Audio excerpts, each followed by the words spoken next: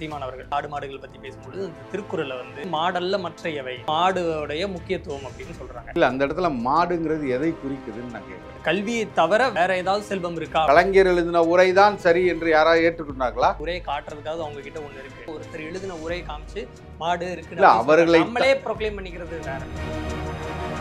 ஆடுகள் வந்து உங்களை பார்த்து கேட்கும், எங்க மூத்திரத்தை குடிச்சுமா உங்களுக்கு அறிவு இல்லை. மாட்டு மூத்திரத்தை குடிச்சா அறிவு வரும் சொல்ல வராரா? பால் குடிச்சுன்னு கேட்டிருந்தா கூட இந்த கேள்வி நான் கேட்டிருக்க மாட்டேன். இவ்வளவு தூரம் நீங்க வந்து இதை புனிதோன்னு சொல்ற ஒருத்தன், அப்ப நீ ஏன் இந்த மாடை வந்து விடுறங்கிறத அந்த இடத்துல கேள்வியை தவிர அது நியாயம் யாரும் சொல்லல.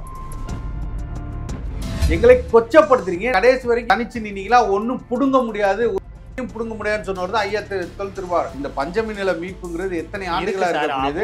இவர்கள் திமுக கூட்டணியில் எத்தனை ஆண்டுகளா இருக்காங்க? இதுக்கு எத்தனை ஆண்டு தேவைப்படும்? தொடர்ச்சியாக வன்மத்தோடு பேசிக்கொண்டு இருப்பவர் அண்ணன் வன்னியரசு அவர்கள் தான். அவர் திமுக அங்கங்க, அவர் திமுக கட்சியோட பொறுப்பாளராக இருக்காரு. அவர் வந்து விடுதலை சிறுத்தையே கிடையாது. திமுக வந்ததுக்கு அப்புறம் தான் சாதி வந்துருச்சு. ஆட்சிக்கு வந்து எதை சொல்லி வந்தீங்க? சாதிகளை ஒழிப்பேன், சமநீதி, சமத்துவம்னு சொல்லிங்க. இன்னைக்கு தான் பதிவேட்ல இருந்து நீங்க சாதி போடக்கூடாதுன்னு சொல்றீங்க. இப்ப பள்ளியில இல்ல நம்மளே சாதி பேர் போட்டுக்கலாம் தானே சொல்றோம். ரோஷினி நாடார் போடுறாங்க, அவங்க வந்து ஒரு கட்டுரை எழுதுறாங்க, நம்மளும் போட்டுக்கலாம்னு சப்போர்ட் பண்றோம். சாதி இருக்கு, அதை நீ அழிக்க முடியாது. ஆனால் ஒற்றுமையாக ஒன்றாக எல்லாரும் வாழ வைக்க முடியும். அதான் திரௌபதி அம்மன் கோயிலுக்குள்ள அந்த ஒற்றுமைக்காக தான் காவல்துறை பாதுகாப்போட மறுக்கப்பட்ட பட்டியல் சமூக மக்கள் இந்த அரசுல கோயிலுக்குள்ள போயிட்டு வராங்க.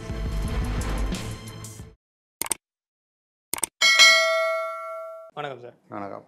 உங்கள் கட்சியினுடைய உழவர் பாசறை நடத்திய ஆடு மாடுகள் மாநாடு, இந்த மாநாட்டினுடைய முக்கியமான நோக்கம் என்ன? தொடர்ச்சியாக இந்த மண்ணில் ஒரு கால்நடை ஆடுகள் மாடுகள் எப்படியெல்லாம் ஒரு மனிதனோடு அங்கம் வைத்து ஒரு குடும்பத்தில் ஒரு அங்கமாக இருந்து அவர்களின் வாழ்வாதாரத்துக்கும் பொருளாதாரத்தின் மேம்பாடுக்கும் பங்களித்து கொண்டு இருக்கிறதோ, இது எல்லாம் கொஞ்சம் கொஞ்சமாக அவர்களை விட்டு நகர்ந்து கொண்டு இருக்கிறது. கிராமம் அப்படின்னா கிராமத்தில் இருந்தால் என்னால் வாழ முடியாது, அதில் வந்து என்னால் சர்வை பண்ண முடியாது, அதில் எங்கேயுமே வந்து பொருளாதாரம் இல்லைங்கிற. ஆனால் இப்படியே இந்த பக்கமாக நீங்கள் எடுத்து பார்த்தீங்கன்னா ஒரு ஆந்திராவோ இங்கே இருக்கிற கேரளாவோ கர்நாடகாவோ ஏன் வெளி நாடுகள் முதற்கொண்டு இன்றைக்கி அவங்க வந்து விவசாயத்தை நம்பி விவசாயத்தை நோக்கி போய்கிட்டு இருக்காங்க. எல்லாருமே வந்து நீங்கள் வாழக்கூடிய இடத்திலிருந்து நீங்கள் வந்து பொருளாதாரத்தை தற்சார்பு பொருளாதாரத்தை நோக்கியெல்லாம் போயிட்டு இருக்கும்போது நாம் மட்டும் இன்றைக்கி என்ன பண்ணுறோம் அப்படின்னா, நம்ம வாழ்ந்தால் போதும், நம்மளுக்கு எங்கேருந்து உணவு வருது, நாம் எப்படி சாப்பிட போகிறோம், இதுக்கான தீர்வு என்ன, அதை பற்றிலாம் நோக்கம் இல்லாமல் என்றும் நகரங்கள் மட்டும் பெருகிக்கிட்டே வரணும், தொழிற்சாலைகள் வந்தால் போதும், நம்ம வாழ்க்கையில் 50,000 ரூபா 1,00,000 சம்பளம் வாங்கினா போதும், எனக்கு அது பிரச்சனை இல்லை, சாப்பாடு எங்கே வருதோ நான் அதை பற்றிலாம் கவலைப்படலை அப்படிங்கிற இடத்துக்கு இங்கே மாற்றி வச்சுருக்காங்க. இதுதான் சரி என்று ஒரு சமூகத்தை மாற்றிட்டாங்க. அப்போ இதெல்லாம் மாற்றணும் அப்படின்னா நீங்கள் அதை பற்றியான விழிப்புணர்வை மக்கள்கிட்ட எடுத்துகிட்டு போகணும். அதன் தொடர்ச்சியாகத்தான் இன்றைக்கி வந்து நாங்கள் 2014 தேர்தல் களத்தில் வந்ததிலிருந்து அண்ணன் சீமான் அவர்கள் தொடர்ச்சியாக இதை சொல்லிக்கொண்டே வருகிறார்கள். ஆனால் எந்த இடத்திலும் இந்த அரசோ இந்த அரசை சார்ந்ததோ கவனம் செலுத்தவே இல்லை, மக்களும் அதுக்கான பெரிய விழிப்புணர்வு இடவில்லை. அப்போ இதில் ஒரு நீட்சியாகத்தான் இன்றைக்கி வந்து பார்த்திங்கன்னா ஆடு மாடுகளை மேய்க்கிறதுக்கு கூட தடை, மேய்ச்சல் நிலங்களே வந்து குறுகி போய் இன்றைக்கி மேய்ச்சல் நிலங்கள் இல்லாத இடத்துல கொண்டு வந்து வச்சுட்டாங்க. எல்லாவற்றுக்குமே நீங்கள் வந்து ஒரு தனியார் நிறுவனத்தையோ இல்லை அரசையோ நம்பி இருக்கணும். இல்லை இப்போ இந்த மாதிரி இந்த இடங்கள்லாம் வந்து மாடு மேய்க்கக்கூடாது அப்படிங்கிறதுக்காக கேஸ் போட்டவரே வந்து இப்போ உங்கள் கட்சியில் தான் இருக்கிறாரு அப்படிங்கிறது குற்றச்சாட்டு வைக்கிறாங்க. அந்த எண்ணத்துல இருந்து அவர் மாறிட்டாரா அப்படிங்கிற கேள்வி எல்லாம் வருது. இல்லை உறுதியாக அவர் மாறிட்டார். அவர் வழக்கு போட்டதுங்கிறது நோக்கம் வேறு, அதற்கான காரணங்கள் வேறு. ஆனால் இதுவும் அதில் ஒரு காரணமாக இருக்குது. இப்போ நீங்கள் வந்து வனத்தில் போயிட்டு வனத்தை நீங்கள் வந்து மேலடியாக எடுத்து போய் மாடுகளை ஆடுகளை மேய்க்கிறதுக்காக போட்டப்பட்டதான் அவரோட வழக்கு. ஆனால் இப்போ அவருக்கு புரிதல் வந்துருச்சு. நாங்கள் மறுபடியும் சொல்கிறேன், யார் வழக்கு போட்டிருந்தாலும் கட்சியை சேர்ந்துலே வழக்கு போட்டிருந்தாலும் நாம் தமிழர் கட்சி இந்த நிலைப்பாட்டில் உறுதியாக இருந்தது, அதில் மாற்று கருத்தே இல்லை. அவர் போட்டதுக்காக நாங்கள் பின்வாங்கவில்லை, அவர் போட்டதற்காக கட்சி வந்து மாற்று சிந்தனைக்கோ இல்லை அது சரி என்று வாதாடவோ வரல. சரிங்களா? இன்றைக்கும் அதை வந்து மாடுகள் ஆடுகள் இந்த வன சரகத்தில் போய் மேய்க்க வேண்டும், மேய்ப்பதனால் ஆகக்கூடிய பலன்கள் என்ன, அதனால் காடுகள் எந்த இடத்திலும் அழிவுக்கு இட்டு செல்லாது, அதனால் இன்னும் காடுகள் வளருமே தவிர இன்னும் காடுகள் பெருகுமே தவிர மரங்களுக்கோ எதுக்கோ பாதிப்பு இல்லை என்பதுதான் எங்களோட வாதம். இல்லை இப்போ அந்த மாநாட்டுக்கு வந்து அறிவிப்பு வெளியிடும் பொழுது சீமான் அவர்கள் இப்போன்னு இல்லை முன்னாடியே வந்து பல நேரங்களில் இந்த ஆடு மாடுகள் பற்றி பேசும்பொழுது இந்த திருக்குறளை வந்து மேற்கோள் காட்டுவார். ஸோ அந்த திருக்குறளில் வந்து மாடல்ல மற்ற எவை, அதாவது அந்த செல்வம் பற்றி பேசும்பொழுது அது வந்து மாடுடைய முக்கியத்துவம் அப்படின்னு சொல்கிறாங்க. இன்னும் பலர் என்ன சொல்கிறாங்க அப்படின்னா, இப்போ அந்த திருக்குறளுக்கான உரை வந்து மாடு பற்றினது இல்லை, அது வந்து கல்வி தான் மிகப்பெரிய செல்வம், அதை விட்டால் உனக்கு வேற என்ன செல்வம் இருக்குது அப்படின்னு தான் அந்த திருக்குறளோட பொருள் அப்படின்னு சொல்கிறாங்க. ஆனால் தொடர்ச்சியாக சீமானவர்கள் இல்லை இந்த திருக்குறளுக்கு இதுதான் பொருள் அப்படின்னு சொல்கிறாரு. இது யார் எழுதிய உரையில் இதுதான் பொருள் இருக்குது அப்படிங்கிறது சொல்லுவாங்க. இல்லை, அந்த இடத்துல மாடுங்கிறது எதை குறிக்குதுன்னு நான் கேட்குறேன். கேடு விழிச்செல்வம் கல்வி ஒருவருக்கு மாடல்ல அந்த மாடுங்கிறது என்னது, அதுக்கு என்ன பொருள்? இல்ல அங்க என்ன சொல்றாங்கன்னா, இந்த கல்வியை தவிர வேற என்ன, வேற ஏதாவது செல்வம் இருக்கா அப்படிங்கிறது தான் வந்து அந்த இடத்துல அந்த இடத்துல மாடு அப்படின்னு குறிப்பிடுறாங்களா, அதுக்கு என்ன இல்ல, பொருள்? அந்த கல்விக்கு மாற்றா வேற என்ன செல்வம் மாற்றுங்கிறது தான் பொருளா? அப்படிதான் மாடல்லங்கிறது மாற்றல்லங்கிறது பொருளா? அப்படிதான் பொருள். எங்களை பொறுத்த வரைக்கும் அது அல்லங்கிறோம் நாங்க. நீங்க அப்படியே கூட வச்சுக்கோங்க, ஆனா மாடு செல்வமா இல்லையா அதான் கேள்வி. ஒரு மாடு ஒரு வீட்டிற்கான செல்வமாக பார்க்கப்படுகிறதா இல்லையா, அது வருமானத்தை ஈட்டக்கூடியதா, ஒரு ஒரு ஒரு குடும்பத்தையே அது வந்து கஷ்டத்திலிருந்தோ அவர்களின் பொருளாதாரத்தை மேம்படுத்துறது அது பங்களிக்குதா இல்லையா? கண்டிப்பா கண்டிப்பா பங்களிக்கும். ஒவ்வொரு குடிமகனும் இந்த இந்த நாட்டில் பிறந்த ஒவ்வொருவனுக்கும் நன்றாக தெரியும், ஒரு மாடு வீட்டில் இருந்தால் அந்த செல்வ பெருகுமா பெருகாதா, அதனால் தற்சார்பு வாழ்க்கையில் அவர்கள் மேம்பட்டு வந்திருக்கிறார்களா, ஒரு குடும்பம் செழிப்பாக மாறி இருக்கா என்னங்க எல்லாத்துக்குமே தெரியும். அப்படிங்கும்போது இவர்கள் பேசுவாங்க. அதனால் நம்ம வந்து கலைஞர் எழுதின உரை தான் சரி என்று யாராவது ஏற்றுக்கொண்டாங்களா? திருக்குறளுக்கு பொருள் கலைஞர் பொலிவுரை எழுதினார் அப்படின்னா அதுதான் சரியானது. அவங்க வந்து கலைஞர் எழுதிய உரையில் இப்படி மாடுன்னு குறிப்பிடலை அப்படின்னு ஒரு உரையை காட்டுறதுக்காக அவங்க கிட்ட ஒன்று இருக்கு. இப்போ நீங்க வேற யாரோ ஒருத்தர், ஒரு தமிழறிஞரோ யாரோ ஒருத்தர் எழுதின உரையை காமிச்சு மாடு இருக்கு அவர்களை நம்மளே ப்ரொக்ளைம் பண்ணிக்கிறது வேற இல்லை. சரி, நீங்க சொல்றது சரி. அவர்களை தவிர வேற யாராவது இது சரியில்லை அப்படின்னு சொன்னாங்களா, தவறுன்னு சொன்னாங்களா? இல்லை, வேற யார் சொல்லுவாங்க? உங்க ரெண்டு பேத்துக்கு தான். நான் தான் சொல்றேன், வேற ஏதாவது அறிஞர்கள் சொல்லட்டும் இது சரியில்லை, இது சரியான கூற்று அல்ல, இது தவறான கூற்றுன்னு சொல்லட்டும், நான் ஏற்றுக்கலாம். நான் சொல்ற புரியுதுங்களா? அதனால வந்து திருவள்ளுவர் சொல்லியிருக்கிறாரு அப்படின்னா நீங்கள் வந்து இதை ஒன்றை மட்டுமே வைத்துக்கொண்டு நீங்கள் என்ன பொருள்பட அவர் சொல்லியிருக்காங்கன்னு நீங்கள் பார்க்கவே மாட்டீங்க. இதற்கான அர்த்தம் என்னங்கிறத நீங்கள் பார்க்க மாட்டீங்க. அப்படிங்கும்போது இது விதண்டாவாதமாக தான் நான் எடுத்துக்கிறேன். அதை பேசி பிரயோஜனம் இல்லை. இந்த மாநாட்டுடைய நோக்கம், அதன் மேலே விமர்சனம், அதெல்லாம் ஒரு பக்கம் இருந்தாலும் இந்த மாநாட்டில் பேசக்கூடிய பேச்சு எப்போவுமே சீமானவர்களுடைய பேச்சில் ஏதாவது ஒரு விமர்சனங்கள் வரும். இப்போ இந்த இதில் வந்து எப்படின்னா, இப்போ ஒரு காமெடியாக பார்க்குற மாதிரி ஒரு ட்ரால் பண்ணுற மாதிரியான ஸ்பீச் வந்து சீமான் அவர்களே வந்து கொடுத்துட்றாரா? ஆடு மாடுகளுக்காக பேசுகிறீங்க, 3000 மாடுகள் கொண்டு வந்து அந்த இடத்துல அடைச்சிருக்கிறீங்க, ஓகே, உங்களுடைய நோக்கம் மேலே விமர்சனம் வச்சா அது வேறு. அதை விட்டுட்டு வந்து ஆடு மாடுகளுக்காவது வாக்குரிமை கொடுங்க இப்படிலாம் பேசுறது இது வந்து ஈஸி இல்லை. டக்குன்னு எடுத்து நான் ஒரு ட்ராலாக போட்டுருவாங்க. இன்றைக்கி இருக்கிற யங்ஸ்டர்ஸ் சின்ன பசங்க எல்லாரும் பார்த்து சிரிச்சுட்டு போயிடுவாங்க. ஸோ அந்த ட்ரால் மெட்டீரியலாக ஒரு டைலாக் ஆகும்னா அதையே ஏன் சீமான் அவர்கள் போகல? அப்படி இல்லை. நீங்கள் அவர் பேசின 1 மணி நேரம் கருத்துக்களை எல்லாம் விட்டு இங்கொன்றும் அன்றுமாய் எதை பேச வேண்டிய அது வந்து ஒரு சர்க்காஸ்டிக். இது நீங்க எல்லா டைமும் சொல்றீங்க, ஆனா எப்பவுமே வந்து நான் வந்து 1 மணி நேரம் ஃபுல் ஸ்பீச் பார்த்துட்டு தான் பேசணும்னு சொல்ல முடியாதுல்ல. நம்ம விமர்சிக்கிறோம்னு வச்சுக்குவோம். நம்ம பெரியார் விமர்சிக்கும் போது 1970 இப்படி சொல்லிட்டாரு, 1940 இப்படி சொல்லியிருக்கிறாரு. 30 வருஷம் இடைவேளையை அப்படியே தூக்கிட்டு ஒரு மனுஷன் 1940 என்ன ஒரு மனநிலையில் இருந்தாரோ, என்ன கருத்துல இருந்தாலோ அதுல தான் வந்து 60லயும் இருக்கணும்னு நம்ம வந்து கேட்குறோம். விடுதலையில் அன்னைக்கு இப்படி எழுதியிருக்கிறாரு, இதுல பாருங்க இப்படி எழுதியிருக்குன்னு கேட்குறோம். ஆனா நம்ம வந்து ஒரு விஷயம் பேசும்போது நீங்க ஒரு வருஷத்தை ஒரு மணி நேரத்துல ஃபுல்லா பாருங்கன்னு கேட்கறது எப்படி சரியா இருக்கும்? இல்லை, அதை தான் நான் சொல்றேன். நீங்கள் என்ன பொருள்பட அதை பேசினாருங்க இருக்குல்ல, நீங்க உங்களுக்கெல்லாம் இந்த ஓட்டுரிமை கொடுத்ததுக்கு பதிலாக இந்த மாடு ஆடுகளுக்கே ஓட்டுரிமை கொடுத்தலாங்கிறத பார்த்தீங்களா? அவர்கள் இவர்களுக்காக ஓட்டுரிமை கேட்குறாருன்னா அந்த கண்டென்ட்டை புரிஞ்சுக்கிட்டு பேசணும்னு நான் சொல்கிறேன். அப்போது இப்போ கடைசியாக சொல்கிறாரு, உங்கள்கிட்டருந்து வாங்கி குடித்த மூத்திரத்துக்காகனாவது உண்மையாக பேசலாங்கிறாரு. இப்போ நீங்கள் அது என்ன பொருள்படுதுன்னா, நீங்கள் இவ்வளவு தூரம் இந்த மக்கள் வந்து இந்த ஆடு மாடுகளை வைத்து வருமானம் ஈட்டி இதற்காக பண்ணிட்டு இந்த ஆடு மாடுகளை பாதுகாக்கிறதுக்கு நீங்கள் எதுவும் செய்யலைங்கிறதா இது பொருள். இதோட அர்த்தம் அதுதான். இது என்ன சொல்கிற விரக்தியின் வெளிப்பாடு தான் அதே தவிர அதை நீங்கள் எடுத்துக்கொண்டு பாருங்கள் எல்லாரும் நீங்களாம் மூத்திரம் குடிச்சிட்டீங்களே அதற்காக அப்படி பேச முடியாது. இல்லை, அது வந்து மாட்டினுடைய மூத்திரத்தை தான் சொல்கிறாரு. மாட்டின் மூத்திரத்தை மாடுகள் வந்து உங்களை பார்த்து கேட்கும், எங்கள் மூத்திரத்தை குடிச்சுமா உங்களுக்கு அறிவு இல்லைன்னு. அப்போ மாட்டு மூத்திரத்தை குடிச்சா அறிவு வரும் அப்படின்னு சொல்ல வராரா? அதுதான் நான் சொல்றேன். அப்படிதான் இப்போ நம்ம அந்த ஆசிரியர்கிட்ட படிச்சுமா உனக்கு அறிவு வரலன்னு கேட்டா நம்ம என்ன சொல்ல வரோம்? அந்த ஆசிரியர் எவ்வளவு பெரிய ஆசிரியர், எவ்வளவு சரியா உனக்கு சொல்லி கொடுப்பாரு, அவர்கிட்ட படிச்சு உனக்கு அறிவு வரல. ஆனா நம்ம அந்த ஆசிரியர் தான் பெருசா. மாடு கேக்குது, அப்ப என் மூத்திரத்தை குடிச்சு உனக்கு அறிவு வரலாம், அப்ப மூத்திரம் குடிச்சா அறிவு வரும்னு சொல்ல வராங்க. இல்ல அறிவுங்கிறது என்னன்னா இதற்கான தீர்வை தான் சொல்றாரு. இவ்வளவு தூரம் நீ பண்ற, இவ்வளவு தூரம் நான் உனக்கு வந்து எல்லா விதத்திலயும் உனக்கு பயன்பாடா இருக்கேன், எல்லா விதத்திலயும் நீ என்னை வந்து உபயோகப்படுத்திக்கிற கேட்டிருந்தா கூட இந்த கேள்வி நான் அதையும் குடிக்கிற அதையும் குடிக்கிற இல்ல கோமாதாவின் மூத்திரம்னு சொல்லிட்டு விற்று கொண்டு இருக்கிறவர்களும் குடிக்கிறவர்களும் கூட இந்த மண்ணில் ஆட்சி செய்து கொண்டிருக்கிறார். அவர்களுக்கான கேள்விதான் அது. உன் தாய் கிட்ட நீ குடிச்ச பாலுக்கு அப்புறம் என் பாலை தான் அதிகமா குடிச்சு வளர்ந்துருக்க, இன்னும் உனக்கு அறிவு வரலையான்னு கேட்டிருந்தா ஒரு நியாயமான கேள்வியோட இருக்கும். நான் இதை கேட்டிருக்க மாட்டேன். மூத்திரம் குடிச்சு உனக்கு அறிவு வரலையா அப்படின்னா சீமானவர்களே சொல்லி இருக்கிறாரு, பால் குடிக்கிறவன் இடை சாதிங்கிறாங்க, மூத்திரம் குடிக்கிறவன் உயர்ந்த சாதிங்கிறாங்க. அப்போ அதை விமர்சிக்கிறாரு மூத்திரம் குடிக்கிறத. அப்புறம் அவரே வந்து மூத்திரம் குடிச்சும் அறிவு வரலையான்னு கேட்டா அப்ப அவர் மூத்திரம் குடிச்சா அதுதான் சொல்றேன். அதுதான் இட்ஸ் எ கிரிட்டிக், அவ்வளவுதான். ஒரு சர்க்காஸ்டிக்கா உங்களுக்கு புரிஞ்சுக்கணும் அப்படின்னா உங்களை அவர் வந்து மறைமுகமா சாடுறான்னு அர்த்தம். இவ்வளவு தூரம் நீங்க வந்து இதை புனிதோன்னு சொல்ற ஒருத்தன் மூத்திரத்தை புனிதோன்னு சொல்ற, நாங்கள் வந்து அதை ஆதரிக்கவில்லை, நல்லா புரிஞ்சுங்க. அதை நீ புனிதோன்னு ஒரு குழு சொல்லிட்டு இருக்க, அதை குடித்தால் நீ வந்து கிட்னி கேன்சர் போயிடும், அது போயிடும்னு ஒரு முட்டாள் கூட்டம் நடத்திக்கிட்டு இருக்குல்ல, அந்த கூட்டத்துக்கும் சேர்த்து தான் அந்த பதில் அது. அப்போ இவ்வளோ தூரம் சொல்றியே, இவ்வளோ தூரம் நீ அது வேணும்னு நினைக்கிற அந்த எக்ஸ்ட்ரீம் வரைக்கும் போயிருக்கல, அப்போ நீ ஏன் இந்த மாடை வந்து விடுறங்கிறத அந்த இடத்துல கேள்வியை தவிர அது நியாயம் யாரும் சொல்லலை.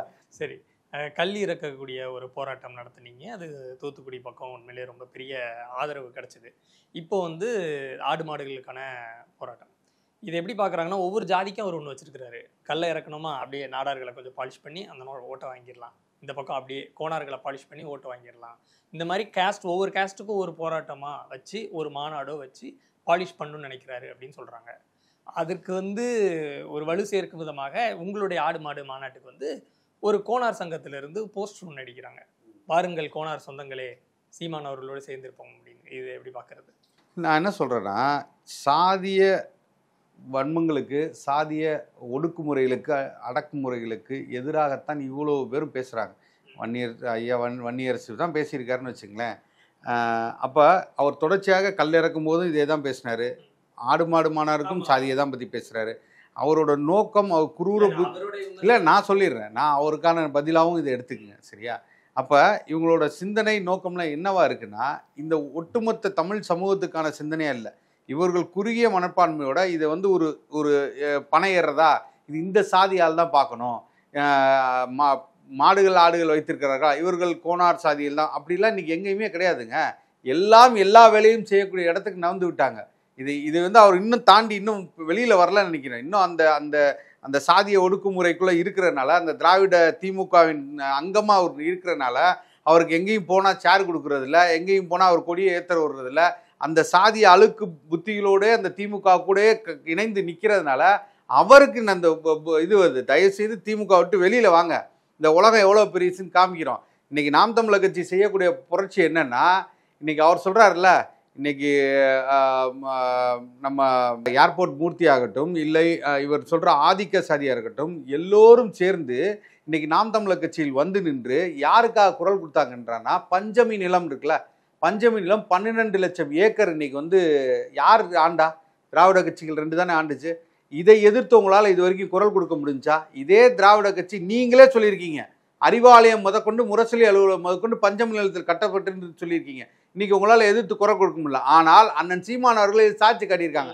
அன்னைக்கு எல்லா சாதியினரும் யாரெல்லாம் இந்த இந்த இந்த பஞ்சமி நிலத்தை நீங்கள் வந்து ஆக்கிரமிக்கமா சொல்றீங்களோ அந்த சாதியை எல்லோரும் வந்து ஆம் இது செய்து தவறு, இதை மீட்க வேண்டும் என்று ஒரு மாநாடு போடுங்க. அப்புறம் சமீபத்தில் திருமாவளவன் அவர்கள் ஒரு இன்டர்வியூல சொல்றாரு, அவர்கிட்ட இந்த மாதிரி பஞ்சமி நில மீட்பு தொடர்பாக கேட்கப்படுது, அதுக்கு நீங்க என்ன பண்ணீங்க அப்படின்னு சொல்லும்பொழுது அவங்க தரப்புல இருந்து கோரிக்கை வச்சிருக்காங்க. முதல்வர் அவர்களையே சந்திச்சு அதற்கான தீர்வு நாங்க என்ன சொல்றோம், நாம் தமிழர் கட்சி போராடும். ஏன்னா எங்களுக்கு அரசியல் அதிகாரம் நாங்க இன்னும் பெறல.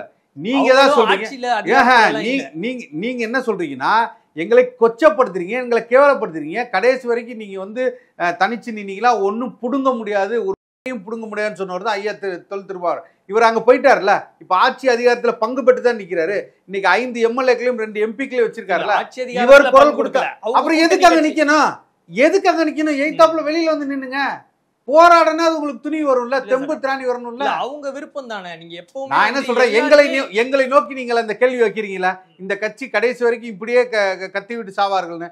எங்களால் முடிஞ்சுல, எல்லாரையும் ஒன்றிணைத்து நாங்கள் உங்களுக்காக குரல் கொடுக்க வைத்திருக்கோம்ல. இது பெரிய சாதனை தானே.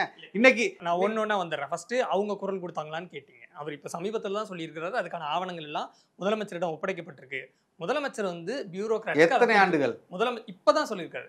இல்ல, இந்த பஞ்சமி நில மீட்புங்கிறது எத்தனை ஆண்டுகளா இருக்கு சார். இருக்கக்கூடியது. அவங்க இவர்கள் திமுக கூட்டணியில் எத்தனை ஆண்டுகளா இருக்கா, இதுக்கு எத்தனை ஆண்டு தேவைப்படும்? இதை ஒரு வழக்கு போட்டு மாற்றுறதுக்கோ இல்ல அந்த உரிமைகளை டைம் எடுக்கும் சார். எத்தனை வருஷம் முன்னாடி உள்ளது பஞ்சமி நில மீட்புங்கிறது வந்து அதை சாக்க வச்சு இன்னொரு 10 ஆண்டுகள் பிரச்சனை திமுகவோட ஒட்டி நிக்கலாம், அவ்வளவுதான். தவிர அவர்களுக்கு அடுத்த இல்ல. இப்ப உங்களுக்கு என்னன்னா விசிகாவால தான் அந்த கூட்டணி இன்டாக்டா இருக்கு.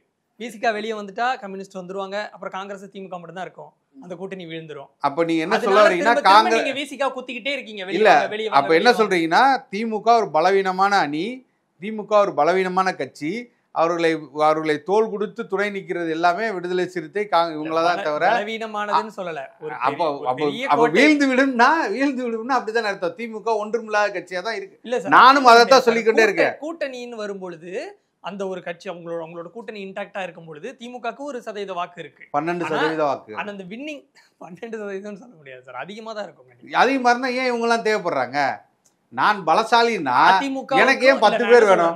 2 பேர் இருக்கலாம். இப்ப ஒரு உதாரணத்துக்கு சொல்லுங்க. அதிமுக பார்த்து கேட்கவே மாட்டோம், அவங்க கூட்டணி வச்சு நிப்பாங்க. நம்ம அதிமுக பத்தி கேட்கவே மாட்டோம். நான் அதிமுகவும் கேக்குறேன். நான் அதிமுகவும் சேர்த்து தான் கேக்குறேன். வின்னிங் பெர்சன்டேஜ் வந்து எப்பவுமே 1%, 2%, 3% அவ்வளவுதானே இருக்கு. அப்படிங்கும் பொழுது நம்ம பலம் வாய்ந்தவர் தான். ஆனா நம்ம தனியா நின்று ஜெயிக்க முடியாது. நம்ம கூட ஒரு 5%, 6%, 7% கொடுக்கிற கட்சிகள் தேவைப்படும். அப்படிங்கிறது தான் மத்த கட்சிகள் ஒத்துக்கிட்டு தான் கூட்டணியில இருக்கிறாங்க. நீங்க வந்து விசிகாவை நம்ம குத்திக்கிட்டே இருந்தோம்னா, பாரு உனக்கு சேர் கொடுக்க மாட்டாங்க, உங்க உண்மையாதானே சொல்றோம். உண்மைதான் சொல்றீங்க. ஆனா அது அக்கறையின் பால் வந்துச்சு அப்படின்னா நீங்க திமுக மட்டும்தான் கடுமையா கேட்பீங்க. ஆனா திமுக ஏன் கேட்கல? நீங்க நாம் தமிழர் கட்சி பெருவாரியான ஆட்கள் சொல்றது வந்து விசிகாவை கிண்டல் பண்ற மாதிரியே இருக்கு. உங்களுக்கு பிளாஸ்டிக் முழுக்க விடுதலை சிறுத்தைகள் மட்டும்தான். ஒரு கட்சியோட உரிமைக்காக நம்ம போராடுறோம்னா நம்ம வார்த்தை வேற மாதிரி இருக்கும். நீங்கள் ஏதாவது ஒன்று சாதிச்சிங்களா, உங்களை பாராட்டுறது நாம் தமிழர் கட்சி. ஆனால் தொடர்ச்சியாக வன்மத்தோடு பேசிக் கொண்டு வருப்பவர் அண்ணன் வன்னியரசு அவர்கள் தான். ஒரு நபர் வேற இப்ப விசிகேல மற்றவங்க சங்க தமிழர், அவர் துணை முதலமைச்சர், துணை பொதுச் செயலாளருங்க, இளைஞரணி தலைவர் இருக்காரு, வேற யாரும் பேச இளைஞரணி தலைவர் இருக்காரு, சங்க தமிழன். அவரெல்லாம் வந்து ஒரு நாள் இல்ல, இவரோட குரல் ஏன் ஓங்கி ஏன் பேச விடுறாங்கன்னு தான் நான் கேட்கிறேன். அப்ப நீங்கள் எங்களை எதிர்க்கும் போது நீங்கள் அங்கு செய்யக்கூடிய தவறுகளை பேச வேண்டிய இடத்துல நாங்கள் நிற்கிறோம்ல. நாங்கள் வந்து சும்மா பொத்தாம் பொதுவாக சொல்ல, இவர்கள் சாதியோடு இருக்காங்க, பிஜேபியோடு கூட்டணி வச்சிருக்காங்க, இவர்கள் ஆர்எஸ்எஸ்ஸின் சங்கமா, நாங்கள் ஆதாரத்தோடு பேசுகிறோம், இவர் ஆதாரம் இல்லாமல் பேசி கொண்டிருக்கார். ரெண்டுக்கு வித்தியாசம் தான். நாங்கள் இவர்கள் நன்றாக இருக்க வேண்டும் என்று நினைக்கிறோம். நீங்கள் அங்கே இருங்க, எங்களுக்கு பிரச்சனை இல்லை, நாங்கள் விரலில் வாங்கன்னு சொல்லலை, நீங்கள் அதுக்கான உரிமைகளை கேட்டு பெறுங்கன்னு தான் நாங்கள் சொல்கிறோம். உங்களால் எதிர்த்து கேட்க முடியல, நீங்கள் மாறி மூடி மௌனமாக இருக்கீங்க. வெளியில இருந்து அட்லீஸ்ட் உங்களுக்காக நாங்கள் ஏன் ராசா முதற்கொண்டு நாங்கள் குரல் கொடுக்குறோம், அவருக்காக நாங்கள் பேசுகிறோம். ஏன் பேசவில்லையா? திமுக தான் இருக்காரு. இன்னைக்கு அவரை கொண்டு போய் பொது தொகுதியில் நிறுத்துன்னு கேட்கறது நாங்கள் தான், அவர் கூட கேட்கலையே. இதே விடுதலை சிறுத்தை கேட்க மாட்டேதே. புரியுது. இப்போ வன்னியரசு அவர்கள் கூட தான் அதிகமாக நாம் தமிழர் கட்சிக்கு மோதல் வருது.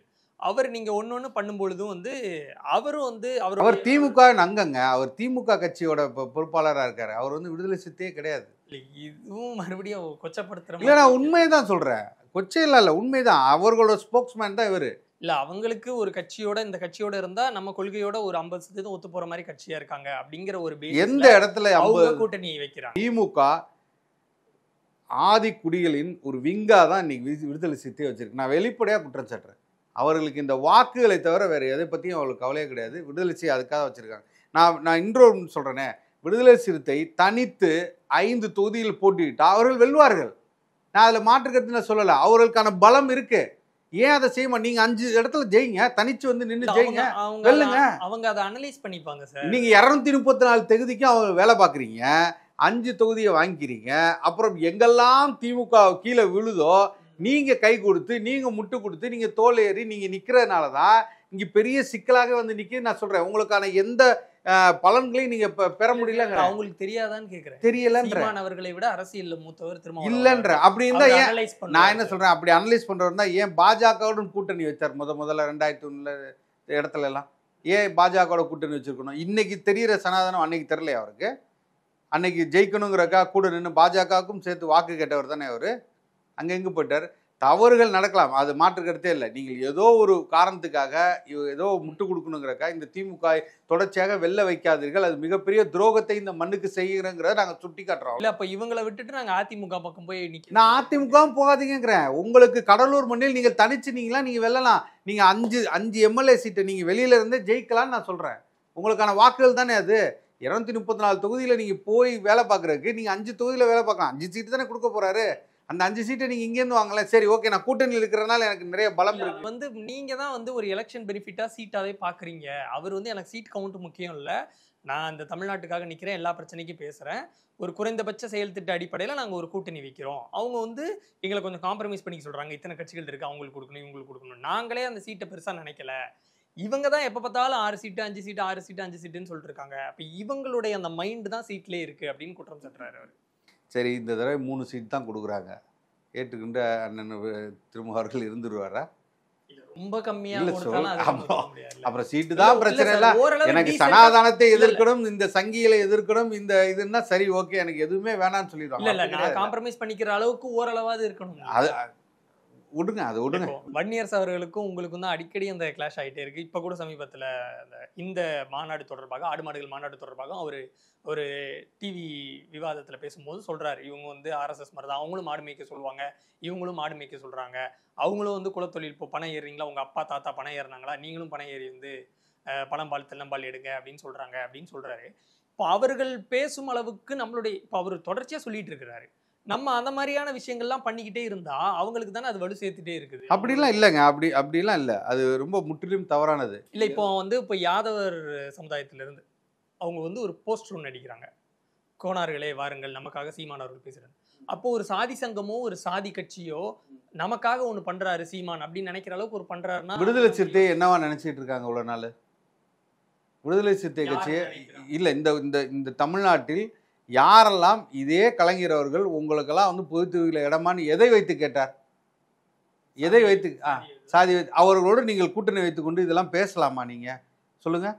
நாங்கள் சொல்வது அந்த சமூகத்தை சேர்ந்தவர்கள் அந்த தொழிலை செய்து கொண்டிருக்கால் அவர்களுக்கான இதாக கிடைக்குதுங்கும் போது நாங்கள் ஒட்டுமொத்த இந்த தமிழ்நாட்டில் இருக்கக்கூடிய பொருளாதாரத்தை பற்றி பேசுகிறோம். இதில் இருக்கக்கூடிய அடிப்படை பொருளாதாரம் எங்கே போய் கொண்டு இருக்கு? நீ இன்னொரு ஸ்டேட்டுக்காரன், நீங்கள் இன்னொரு மாநிலத்திலேருந்து நீங்கள் பாலையும் கறியையும் முட்டையும் நீங்கள் வெளியிலேருந்து வாங்கிட்டு இருக்கீங்கப்பா. விவசாயம் நம்மளிருந்து கையெடுத்து போய்கிட்டு இருக்கு. இன்னைக்கு அரிசி ஆந்திராலேருந்து வருதுன்னு நாங்கள் சொல்கிறோம். நீ அப்போ விவசாயம் பண்ணுறோம் ஒரு சாதிங்கிற, மீன் வியாபாரம் பண்ற ஒரு சாதிங்கிற, நீ தான் உன் புத்தி தான் அப்படி போய் நிக்குதுங்க. அப்போ ஒரு சமூகம் இந்த ஆடு மாடு மாநாட்டுக்காக இது நமக்கான மாநாடுன்னு நினைச்சு ஆதரிக்கிறத நீங்க வந்து சரியா பார்க்கல. நீங்க எல்லாருக்கும் உறுதியாக நான் அதை தான் நான் முதல்ல உங்களுக்கு ஒரு உதாரணம் சொல்லிட்டேன்ல. நாங்கள் ஒரு மாநாடு நடத்துறோம், அதில் வந்து இங்கே பஞ்சமி நிலங்கள் மீட்கப்படணும், நாங்கள் அந்த சமூகத்தில் பாதிக்கப்பட்டவர் மட்டுமாக நடத்தலை, அதற்காக வந்து பேசுகிறவர்கள் அத்தனை சமூகமும் வந்து பேசியிருக்காங்க. இன்னைக்கு நீங்கள் கே செல்வகுமாரை பார்க்கட்டும், இன்னைக்கு தொடர்ச்சியாக நீங்கள் யாரெல்லாம் நீங்கள் சமூகம் சாதின்னு சொல்கிறீங்களோ அவர்களெல்லாம் இன்னைக்கு ஒன்றுபட்டு இன்னைக்கு அழகு முத்துக்கோனுக்கு பேசுகிறாங்க, இன்னைக்கு சுந்தரலிங்கத்துக்கு பேசுகிறாங்க, இன்னைக்கு வந்து நம்ம காமராஜருக்கு பேசுகிறாங்க. நீங்கள் யாரெல்லாம் சாதின்னு ஒதுக்குனீங்களோ இவங்கெல்லாம் ஒட்டுமொத்தமாக இன்னைக்கு ஒன்று கூடி வர்றாங்க. அதை ஒதுக்கல, நீங்க தான் வந்து கேஸ்டா பார்த்து பிரிச்சு பிரிக்கலங்கிற. நீங்கள் பிரித்தவர்களை உங்களை வாக்குகளுக்காக நீங்க பிரிச்சு இத்தனை நாள் வச்சிருந்தீங்களா? வன்னியர் இருந்தா நான் படையாச்சி, வன்னியர் இருந்தா நான் வந்து ஆதி திராவிட வரமாட்டோம், இவரோட நான் கூட்டணி சேர மாட்டோம், எப்படி இந்த சாதிய புத்தியோடு நீங்க பாக்குறீங்க? இல்ல, நீங்கள் எல்லாம் பெரும்பான்மை சமூகம், இந்த தமிழராக ஒன்றுபடுங்கள்னு சொல்ற ஒரே கட்சி நாம் தமிழர் கட்சி. எல்லோரையும் ஒன்றாக பார்த்து எல்லோரின் புகழையும் பாடக்கூடிய கட்சியா நாம் தமிழர் கட்சி. திராவிடம் தான் பிரிச்சிருச்சு, திமுக தான் பிரிச்சிருச்சு, திமுக வந்ததுக்கு அப்புறம் தான் சாதி வந்துருச்சா? உறுதியாக இந்த அளவுக்கு சாதி வர்றதுக்கு முன்னாடி சாதி ஒடுக்குமுறையே தமிழ்நாட்டில் நடக்கல. எல்லா ஊர்லயும் சாதி இருந்துச்சுங்க. இந்தியா ஃபுல்லா சாதி என்பது சாதிகளாக இருந்ததுதான். நான் இல்ல சொல்ல, திமுக வந்ததுக்கு அப்புறம் அதை நீங்க என்ன சொல்லி நீங்க ஆட்சியில் வந்தீங்க? நான் என்ன சொல்றேன், 70 ஆண்டுகளாக நீங்கள் ஆட்சிக்கு வந்து எதை சொல்லி வந்தீங்க? சாதிகளை ஒழிப்பேன், சமநீதி சமத்துவம்னு சொன்னீங்க. இன்னைக்கு தான் பதிவேட்டிலேருந்து நீங்க இன்னைக்கு சாதி போடக்கூடாதுன்னு சொல்றீங்க. இப்ப பள்ளியில இன்னைக்கு தான் ஹாஸ்டல் பேரை மாத்துறீங்க, சமூக நீதி அப்படின்னு, சமத்துவம் ஹாஸ்டல்னு பேரை மாத்துறீங்க. இன்னைக்கு அந்த அளவுல தான் நிக்குதுன்னு நான் சொல்றேன். 70 ஆண்டு அந்த மக்களை ஏமாத்தி நீங்க தான் 2 பிளவா எல்லா இடத்துலயும் வச்சிருக்கீங்க. இன்னைக்கு இஸ்லாமியர்கள் சங்கத்துல நீங்க வாக்கு வாங்கல, நீங்க சொல்லுங்க. இஸ்லாமியர்களை தனியாக நீங்கள் மதமாக பிரித்து தான் இன்னைக்கு வச்சிருக்கீங்க. இன்னைக்கு கிறிஸ்தவர்கள் இயக்கத்திலே நீங்க போய் நிக்கல, கிறிஸ்துமஸுக்கு போய் கேக் வெட்டி இது பண்ணி நீங்க கொண்டாடல. நம்மளே வந்து ஏன் பண்றீங்க? இல்ல நம்மளே சாதி பேர் போட்டுக்கலாம் தானே சொல்றோம். ரோஷினி நாடார் போடுறாங்க, அவங்க வந்து ஒரு கட்டுரை எழுதுறாங்க, நம்மளும் போட்டுக்கலாம் சப்போர்ட் பண்றோம். அவர் நாடார்னு போடுறதுனாலயோ நாங்கள் அதை வந்து நியாயப்படுத்தி நாங்கள் பேசல. அவர்கள் சொல்வதற்கான கூற்று அவர்கள் என்ன எழுதியிருக்காங்களோ அது சரியாக படுவும் தான் சொல்லியிருக்கோம் தவிர சரியா ஆதரிக்கிறோம் தானே. இல்ல நான் திருப்பியும் சொல்றேன், நீங்கள் சாதிகளை நாங்கள் எங்கேயுமே ஆதரிக்கலைங்க, மறுபடியும் சொல்றேன். ஆனால் நீ இந்த சாதின்னு சொல்லாம நீங்க வந்து இல்ல நீங்க திமுக தான் பிரிச்சுட்டாங்கங்கிறீங்க. ஆனா 2011 தேர்தல்ல நீங்க வந்து எந்த 2 சமூகங்களை பிரிச்சாங்கன்னு சொல்றீங்களோ, எந்த 2 கட்சிகளை பிரிச்சாங்க? பாமகவையும் விசிகாவையும் எப்பவுமே எதிரெதிர் அணியில நிக்க வைக்கிறது இந்த திராவிடம் தான் திமுகங்கிறீங்க. 2 பேரும் திமுக கூட்டணியிலே இருந்திருக்காங்க 2011ல. அப்ப அதுக்கு என்ன சொல்றீங்க? அவங்களுக்கு எப்படி ஒரே இல்ல அவர்களுக்கு தேவை இருந்தது, அவர்களுக்கு வாக்குகள் தேவை இருந்தது, அதனால ஒன்றிணைந்து வந்திருப்பாங்க. ஆனா அதுக்கப்புறம் பிரிச்சுட்டாங்கல்ல. இன்னைக்கும் அப்படித்தானே சொல்றாங்க. இன்னைக்கு அவரால் ஒன்று சேர முடியல. ரொம்ப வருஷமா ஜாதி இருக்கு, அது ஒரு மனசுல இருக்கு. இவங்க கீழே இவங்க மேல. இதுக்கு திமுக இல்ல 2 விஷயம் தான். இல்ல நல்ல விஷயம் சொன்னீங்க. சாதி இருக்கு, ஓகே, அதை நீ அழிக்கவே முடியாது. ஆனால் ஒற்றுமையாக ஒன்றாக எல்லாரும் வாழ வைக்க முடியும். அது எங்க நடந்தது? இப்ப எங்க நடந்திருக்கு அப்படின்னா, திரௌபதி அம்மன் கோயிலுக்குள்ள அந்த ஒற்றுமைக்காக தான் காவல்துறை பாதுகாப்போட மறுக்கப்பட்ட பட்டியல் சமூக இளைஞர்கள், அந்த மக்கள் இந்த அரசுல கோயிலுக்குள்ள போயிட்டு வராங்க சார். யார் அனுப்புனது சார்? யாரு சொன்னது சார்? முதல்ல அண்ணன் சீமான் அவர்கள் அறிக்கை கொடுக்குறாரு, நாளைக்கு நீ கோயிலை திறக்கலன்னா நான் உள்நுழைப்பு போராட்டம் எல்லாத்தையும் நான் கூட்டு போயின்னு சொன்னதுக்கு அப்புறமா சேகர்பாபு அவர்கள் இந்த நடவடிக்கை எடுத்தார். அதுவுமே இன்னைக்கு திருப்பி மூடிட்டான். இன்னைக்கு போக முடியல, இன்னைக்கு யாரும் போக முடியல, இன்னைக்கு மூடிதான் கிடக்குது. அரசு தரப்புல இருந்து கோர்ட்ல பேசுறாங்க, கோர்ட்ல இருந்தும் ஆர்டர் வருது உள்ள போலான்னு சொல்லிட்டு. அதுக்கப்புறம் இந்த ஆட்சியில இந்த அரசனுடைய காவல்துறையோட பாதுகாப்புல தான் சார் அது நடக்குது. இல்லையே, ஒரு சமூகத்தினர் போக கூடாதுன்னு சொன்ன உடனேயும் அவங்கள போக கூடாதுன்னு சொல்றீங்கல்ல, உங்களுக்கு தாழ்வா நினைச்சு. இப்ப நீங்களும் போக வேண்டாம்னு கோயிலை பூட்டினது இந்த இது நான் என்ன சொல்றேன், உங்களிடம் அரசு இருக்கு, உங்களிடம் காவல்துறை நீங்க அனுமதிச்சிட்டாங்க சார்ங்கற. இல்ல நீங்க நினைச்சிருந்தா செஞ்சிருக்கலாம், நீங்க செய்யல, பூட்டி தான் வச்சிருந்தீங்க, மறுபடியும் பூட்டிட்டீங்க. ஏன்னா உங்களுக்கு வாக்குகள் வேணுங்கிற இதே திருவண்ணாமலை மாவட்டத்துல இதே கவுன்சிலர் ஒரு சாதி ஒடுக்கப்பட்ட சாதியின் ஒரு பையன் உள்ள போயிட்டு வந்தாக்க மிக மோசமாக அசிங்கமாக ரோட்ல வச்சு எல்லாருக்கும் முன்னாடி கேள்வி கேட்டு அவர் நடந்ததெல்லாம் இருக்கு. நாம் தமிழர் கட்சிக்காரங்க இந்த பிரச்சனை வரும்போது நீங்க சொல்ற ஆதி தமிழர்களுக்கு தான் பாடம் எடுத்தாங்க. நீங்க ஏன் அந்த கோயிலுக்குள்ள போறீங்க? இல்ல எடுத்தாங்க சார். இல்ல நீங்கள் உறுதியிட்டு சொல்லலாம், நீங்க எந்த இடத்துல வேணாலும் சொல்லலாம், இது முற்றிலும் தவறானது. நீங்கள் அந்த மாதிரி ஒரு காணொலி இருக்கு, இல்ல அவங்க பேசுனதுக்கான ஆதாரம் இருக்குன்னா நீங்க கொடுக்கலாம். சரி, இப்ப சீமான் அவர்கள் பிளான் பண்ண மாதிரி அவர் வந்து ஆதி தமிழர்களை அந்த கோயிலுக்குள்ள அழைச்சிட்டு போயிருந்தாரு அப்படின்னா, அங்க இருக்கக்கூடிய இன்னொரு தமிழ் சமூகம் தான் அன்னைக்கும் கோவப்பட்டிருக்கும். ஏன்னா நீங்க பார்த்துருப்பீங்க, நீங்க காணொலிகள் பார்த்துருப்பீங்க, இந்த கோர்ட் ஆர்டர்லாம் வந்ததுக்கு அப்புறமா காவல்துறையினுடைய அனுமதியோட, காவல்துறையோட பாதுகாப்போட ஆதித்தமிழர் மக்கள் அந்த கோயிலுக்குள்ள போகும்பொழுது அங்க இருந்த இன்னொரு சமூக மக்கள் வந்து கோவப்பட்டுட்டு தான் இருந்தாங்க. அந்த காவல்துறையினர் வந்து அவங்கள சமாதானப்படுத்துறாங்க, அவங்க கிட்ட கொஞ்சம் சத்தமாகவும் பேசினாங்க. ஏமா அப்படி நினைக்கிறீங்க, உங்க ஊருக்காரங்க தானே போறாங்க. சீமானவர்கள் அதை நடத்தி இருந்தாலும் அந்த மக்கள் சீமானவர்கள் மேலேயும் கோவப்பட்டிருப்பாங்க. அதை எப்படி நாம் தமிழர் கட்சி ஃபேஸ் பண்ணாங்க? ரொம்ப தெளிவா அந்த கேள்வி அவங்கள்ட்ட கேட்கும்போது சொல்லிட்டாங்க, எது நியாயம் எது தர்மம் அதன் பக்கம் மட்டும்தான் நாம் தமிழர் கட்சி நிற்குங்கிற ரொம்ப தெளிவா இருக்காங்க. அதுல வந்து மாற்று கருத்தே இல்லை. அது இவர் செஞ்சார் அவர் செஞ்சாலாம் கிடையாது. அந்த இடத்துல யார் செய்தது தவறு யார் செய்தது நியாயம்ங்கிறது தான் எங்க பேச்சே தவிர, நம்ம இதுல போயிட்டு இந்த சமூகத்துக்கு நம்ம காம்ப்ரமைஸ் பண்றோம் இவங்களுக்காக அப்படிலாம் கிடையாது. அப்படின்னா நாங்க நீ வாக்கு போட, நீ சாதின்னு பார்த்து எனக்கு வாக்கு போட்டா எனக்கு தீட்டுன்னு சொல்ற வேற ஏதாவது ஒரு கட்சியை காமிங்க. எந்த இடத்துல போய் நாங்கள் சாதிக்காக நின்று வாக்கு கேட்டிருக்கோம்? வேணான்னு வெளிப்படையா சொல்லியிருக்கோம்ல. அப்ப இந்த செயலை செய்தது யாரு? இது வரைக்கும் இந்த மண்ணில் சொன்ன கலைஞர் சொல்லியிருக்காரா எனக்கு சாதின்னு பார்த்து எனக்கு வாக்கு போடாதன்னு சொல்லியிருக்காரா? இப்ப சொல்லுவாரா இவரு? ஐயா ஸ்டாலின் அவர்கள் சொல்லுவாங்களா? சொல்லுங்க, எனக்கு சாதி நீ பார்த்து ஓட்டு போடாதான்னு வெளிப்படையா சொல்லுங்க. பின்னாடி இருந்து கூட ஏதோ செஞ்சுட்டு போட்டோம், ஆனா வெளிப்படையா ஒரு நாள் சொல்ல முடியுமா? சொல்ல மாட்டாரு. இந்துக்கள் ஓட்டுலாம் எனக்கு வேணாம் சொல்லுவாரா? ஏன் சொல்லணும்? இல்ல சொல்லுவாரா? எனக்கு முருகன் நீங்க சாமி இல்ல அப்படி யாருமே சொல்ல மாட்டாங்களா? அப்புறம் எல்லாரும் வேணும்னு நீங்க நினைக்கிறீங்க, ஓட்டுக்காக வேணும்னு நினைக்கிறீங்க. அப்ப அவர்களுக்கான உரிமையை பெற்றுத்தாருங்கன்னு தான் நான் கேட்கிறேன். உங்க கையில அதிகாரம் இருக்குல்ல. இன்னைக்கு வேங்கவேல் பிரச்சனையை நீங்க முடிவுக்கு கொண்டு வரலாமே, ஏன் கொண்டு வர மாட்டீங்க? அதுதான் நீங்க பிரச்சனையா இருக்கு, சிக்கலா இருக்கு. அப்ப நீங்கள் வந்து எந்த இடத்துல உங்கள் வாக்குகள் போகுமோ அந்த இடத்துல நீங்க அமைதி காக்கிறீங்க. இந்துக்கள் வாக்கு வேண்டாம்னு சொல்லுவாரா அப்படின்னா இது வந்து எதனால அப்படி சொல்லணும்? ஏன்னா இப்ப இது வந்து பாஜக நிறைய பேர் கேட்டுட்டே இருக்காங்க, இந்துக்களுக்கு ஒண்ணுனா வரமாட்டாங்க, இந்துக்கள் வாக்கு வேண்டாமான்னு. இப்ப நீங்களும் அதே இல்ல, அப்ப அவர் 90% என் கட்சியில இந்துக்கள் இருக்காங்கன்னு சொல்றாங்க. இந்துக்கள் வாக்கு வேணும். இப்ப இந்த கோயிலுக்கு போறவங்க எல்லாம் யாரு? நான் கேக்குறேன், இந்துக்களுக்காக தான் இத்தனை கோயில்ல நாங்க ஆட்சிக்கு வந்ததுக்கு அப்புறம் இத்தனை குடமுழுக்குகள் நடத்தி இருக்கிறோம் அவங்க தான் சொல்றாங்க. அப்ப இது யாருக்காக பண்றாரு? இது பாஜக பண்றாரு, மக்களுக்காக. இதை என்னிடம் நீங்க ஒரு கேள்வி வைக்கிறீங்க. அப்ப இதையும் அவர் அதுக்காக தான் செய்யறாருன்னு ஏத்துக்கலாமா? நாங்க இந்துக்கள்னு கேட்கும் போது உங்களுக்கு பாஜக குரலா கேக்குது, அவர் 30,000 கோளுக்கு போய் குடமுழுக்கு செய்யும் போது உங்களுக்கு அது பாஜக தோணலையா? எனக்கு அப்படிதான் தோணுது. ஏன்னா நல்லா புரிஞ்சுங்க, நல்ல கேள்வி இது, நான் அதுக்கு பதில் சொல்றேன். ஏன் நாங்கள் கேட்பது வேற, அவர் கேட்பது 30,000 கோயிலுக்கு குடமுழுக்கு நடத்தினார்னால் அது சமஸ்கிருதத்திலையும் என்ன விஷயத்தை சொல்லி இந்த ஆரியர்கள் உள்ள வந்து இந்த நிலத்தை கைப்பற்றி நிற்கிறாங்கன்னா அதன் ஒரு நீட்சியாக தான் அவர் செஞ்சு கொண்டா இருக்கேன். நீங்கள் அந்த 30,000 கோயிலுக்கும் தமிழ் முறைப்படி தமிழ் ஓதுவார் வைத்து இந்த மண்ணில் இருக்கக்கூடிய கோயிலுக்கெல்லாம் தமிழில் தான் இந்த மண்ணில் செய்வேன், கோ பேக் மோடிங்கிறாரு, ஹிந்தி வேண்டாங்கிறாரு, இதெல்லாம் பேசக்கூடியவர் சமஸ்கிருதம் வேண்டாம் அப்படின்னு சொல்லி ஒரு குரல் எடுத்து இந்த தேர்தலுக்கு அவர் நின்றிருந்தார்னா உண்மையாலே பாராட்டக்கூடியது. 30,000 கோயில்களிலும் நான் தமிழ் தான் நடத்துறேன்னு சொல்லி வரட்டும், அப்போ நான் ஏற்றுக்குறோம். நீங்கள் வந்து ஆரியத்துக்கு கைப்பிடிக்கல, ஆரியத்துக்கு பின்னாடி நிற்கல, அவர்கள் செய்யக்கூடிய அஜெண்டாலாம் நீங்கள் கொண்டு வந்து இங்கே செயல்படுத்தல, நாங்கள் ஏற்றுக்குறோம். என்னைக்கு நாங்கள் முருகன் முப்பாட்டன் வேலுன்னு உடனே தூக்கிட்டார் அவர் வேலை, ஸ்டாலின் தூக்குறாரு. அடுத்து அங்கேருந்து நேராக கொண்டு போய் பிஜேபி கொடுத்தாரு. என்னைக்கெல்லாம் ராமர் ராமன் சொல்லிட்டு இருந்தாலும் இன்னைக்கு முருகான்னு சொல்கிறாங்க. இதுக்கெல்லாம் நோக்கம் என்ன, காரணம் என்ன? இதான். சரி, உங்களோட கருத்துக்களை பகிர்ந்துட்டு ரொம்ப நன்றி. நன்றி.